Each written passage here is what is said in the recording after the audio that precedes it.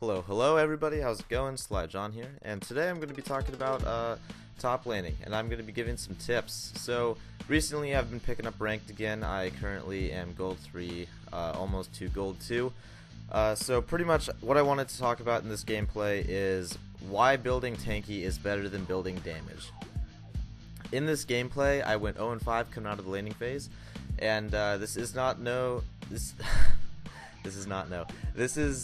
by no means a extraordinary gameplay. I am only showing it to you guys to prove a point. So pretty much in the current meta as of October 27th, 2013, it is honestly a lot better just building a lot of tank or health and resistances versus a lot of armor shred or magic pen and ability power or attack damage. Now, although this may be good for some champions such as Zed and other assassin type top laners, I'm talking about a select few champions that can be built either way, like Irelia in this case, or Xin Zhao or Renekton and people like that. So pretty much in this game I go 0-5 coming out of the laning phase. And I end up, by the end of the game, going positive because of the way I built to kind of counteract the way the Renekton was building. The Renekton built pure damage throughout the game, one lane, like 3-0, you know, and ended up losing because he just had a very bad front line because he was just so squishy and he got blown up. Pretty much, building damage is good on a few characters. But overall, top lane is all about tank, like tank wars, kind of. It's just who can stack more resistances first, I guess. And midway through the game, I'm able to start trading with him because I started building so much tank and so much resistances and health and stuff. And so, pretty much what you want to build when you are trying to counteract their damage is you want to know, is their jungler AD? Is the top laner AD? Are they hybrid? How's the mid laner doing? And how's the bot lane doing? So pretty much they had a lot of AD and everyone in this game lost their lane. The Amumu was behind compared to the Xin Zhao, and every single lane in this game lost lane, and we just ended up coming back because we all built a lot better than the other team. And so keep in mind this is about Gold 2 because my MMR is about the same as a Plat 5 or a Gold 1 player, so this is around Gold 2-ish MMR. And so when you are trying to build tanky, you're probably going to want to rush as much health and resistances as possible, like a Randuin's Omen or maybe a Warmogs. And I noticed that no one on their team was building any health shred items like Blade of the Rune King or Leandria's Torment, so I started going a Warmogs and a Randuin's Omen and stuff like that to counteract all their damage.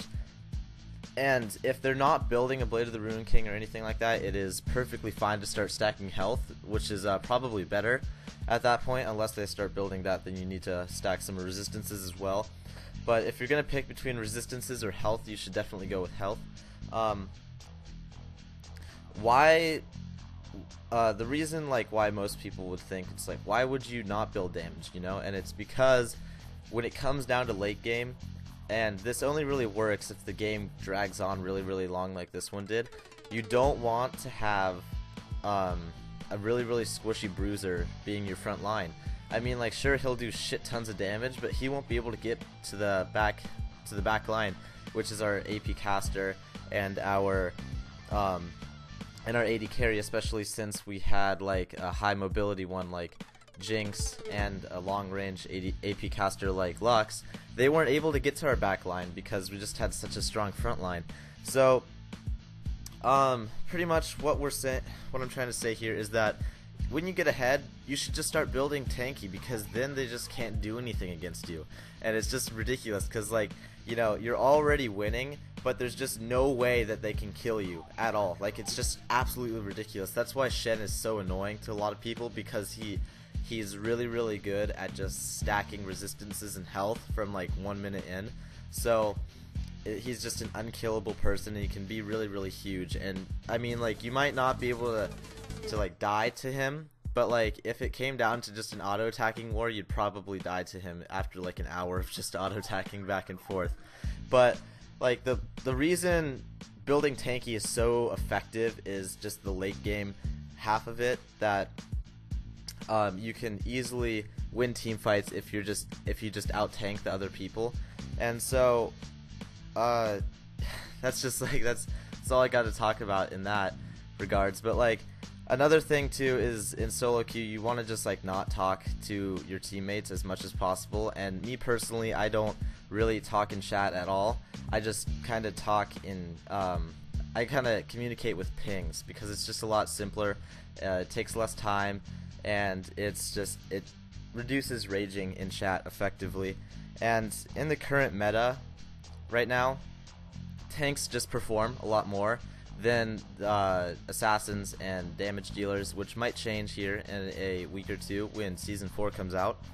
But for the most part right now, for all you guys that are trying to climb to a higher elo during the rest of Season 3, I really strongly recommend picking up someone tanky, and someone that synergizes well with tanky people, or can be built effectively either with damage or tankness. And so if you guys are going to build damage on a top laner or jungler, you better be sure that you're going to end that game fast, because if you build damage and the other team builds tanky, by the time that game hits like 35 minutes, 40 minutes in, you're going to lose, because you just lose team fights. And they can just, you know, push all as one down mid lane, and you guys can't stop them because they're just so big and so tanky. So I played another game recently where the people went tanky right off the bat, and even though we were winning early game, we just ended up losing because it was like a Jarvan Shen, and they just had like 5k HP and like 300 resistances. It was just fucking retarded. We just couldn't do anything against them. And then so same thing happened here. Even though I went 0-5 in the laning phase, I just ended up dumping on them late game because I was just so tanky, and I could hop straight into their AD carry and just blow her up because I had a Triforce, but I was just so tanky that she couldn't kill me. So another thing about the chat thing is that I don't really talk in chat unless it's like absolutely necessary, like if I'm gonna say like, oh, let's do an invade, or let's go to Baron, or no, let's push mid, or something like that, because it just lowers the team morale, and then you guys aren't gonna focus quite as well. So right around like halfway through this game, the other team started raging a lot, and because of that, they weren't able to get objectives or kill Dragon or kill Baron or push lanes and so on and so forth. It just made them winning, the chances of them winning, just less and less. And so if your teammates start to rage, I really recommend that you mute them, or actually, if they don't stop after you just ignore them, then you should mute them. But for the most part, you should still listen to what you should keep them unmuted, and then after the game, then mute them and report them, because not having that communication there, I mean, even if they're being a total like douchebag, you should definitely not mute them, because you know you still need that communication between you guys, no matter how annoying they may be. It'll just help you in the later game. If you give constructive information and you don't rage in chat, and that's the main thing, is not raging in chat. Like seriously guys, team morale is like 50% of this thing. I mean, solo queue climb, it's all about team morale, and if you watch like high elo streamers on Twitch, you don't normally see them type in chat any moment during the game. And if they do, it's because some retarded play happened, and it was really, really funny, and they type like LOL in chat and stuff. So it's pretty much like you don't want to type in chat at all. Like seriously, if there was no chat there, I'd be so happy, and it would just make the game a better experience in my opinion.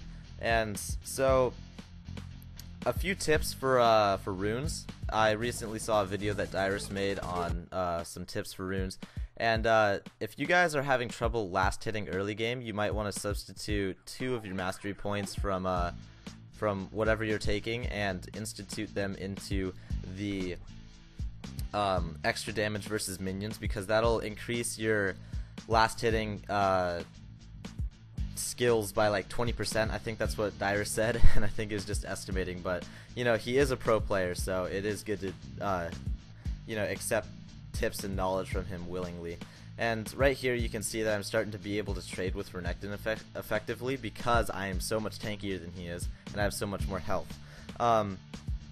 So pretty much turning it around, like the midpoint in this game is when we were able to just like start winning team fights, and once you're tankier than them, you guys should start team fighting immediately, but you still got to be smart about it. We started like poking them down, and then we initiated with me and Amumu because we had a great initiation as well as like front line, so that's really good. And if you can also organize a really good team comp within chat before you guys start start talking and stuff, that's also very good. So pretty much right here I get dove and I end up dying to Xin Zhao, and that's pretty much all I got to say about top lane and so on, and so top lane and jungle. So if you guys have any questions, be sure to ask me in the chat below. I have a Facebook and Twitter as well as a Twitch stream, which I will be streaming in December, so be sure to check that out, guys. And remember, building tanky is always going to be better than building damage in this current meta until they update it and give out some new items or some crap like that for the next season. So be sure to stay tuned for my next video, and I'll see you guys in the next one. Thanks for watching. Bye.